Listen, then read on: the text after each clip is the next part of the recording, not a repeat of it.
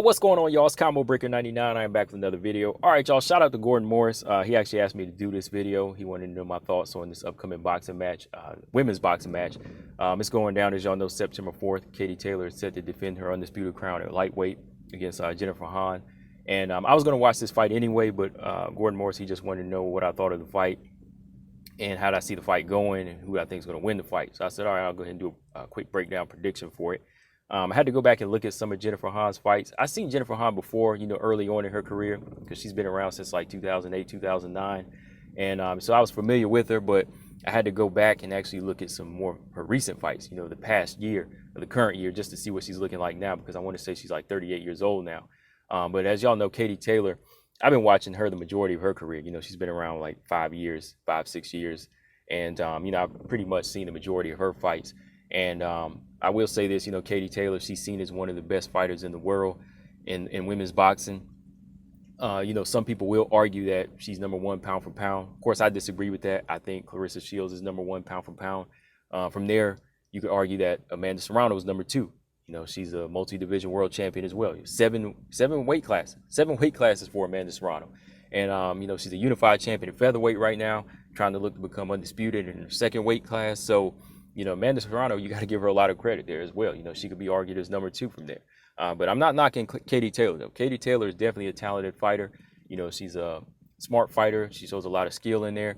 But as of recently, she's definitely showed some holes in her game, and she definitely has some close calls on her resume. I definitely have to say, as of recently, there's been some close fights where I've had her opponents edging her out.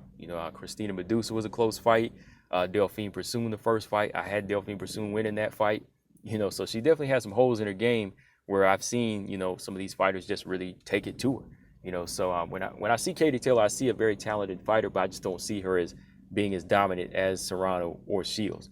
She's definitely up there. Like, she could surpass them if she keeps going and improves. But right now, I see them as the best fighters. So that's my thoughts on that situation. But right now, I see Katie Taylor in here with some good competition in Jennifer Hahn. I know Jennifer Hahn's been around for about 12 years, I want to say. She's definitely bringing a lot of experience to the table.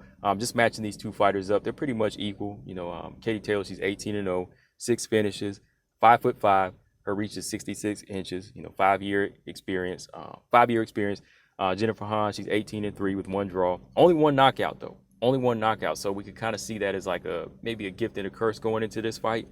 She's about an inch taller at 5'6", same reach advantage, but she does have that experience. Like I said, it's 12 years, so she definitely got more rounds under her belt. So going into this fight here, I could see, somebody like Jennifer Hahn trying to use that experience, trying to control the center of the ring and use that reach to her advantage as much as she can. It's only 1 inch, but, it all depends on how she extends her jab and she keeps Katie Taylor at a range. So I think going into this fight here for Jennifer Hahn, she's going to have to control the center of the boxing ring. She's going to want to have to use that jab, like I said. And just looking at some of her fights, she definitely uses lateral movement nicely. She's active, and I like her left hook. So the one thing I'd say, you want to definitely keep range against somebody like Katie Taylor. You don't want to let her, you don't want to stand in front of her. You don't want to let her get off those combinations. You want to keep her moving and stick the jab to the body. I think Katie Taylor, you can get her winded as long as you keep jabbing her to the chest and to the body and keep her moving and keep her resetting. So Jennifer Hahn, she has to keep moving and she has to keep sticking that jab out to the body and mixing it in with the straight right hands. Delphine Persoon had success with her lankiness. She was able to lob some big shots and crack Katie Taylor, but she also had to go on the inside and make it rough. So early on, I think Jennifer Hahn, like first half of the fight, need to see her kind of box from the outside a little bit and just set the pace that way.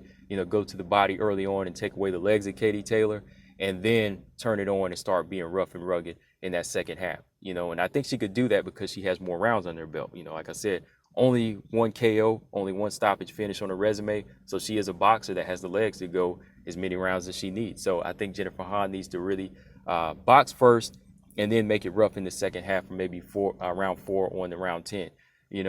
Same way Delphine Persoon did. You got to make it an ugly fight. And the next thing I'll say is mixing that left hook. Don't be predictable with the jab.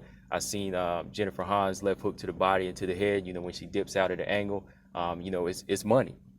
So that's something that she needs to work on. I mean, she doesn't really have the power, but if she puts them together, you never know what could happen. You could bust up Katie Taylor, you could throw her out of her game. You never know what could happen. You could land that one big shot, and that could end it. So I definitely want to see the left hook from Jennifer Hahn here. For Katie Taylor, I think early on, she's going to have to establish her jab. She's going to have to establish her jab and keep it moving.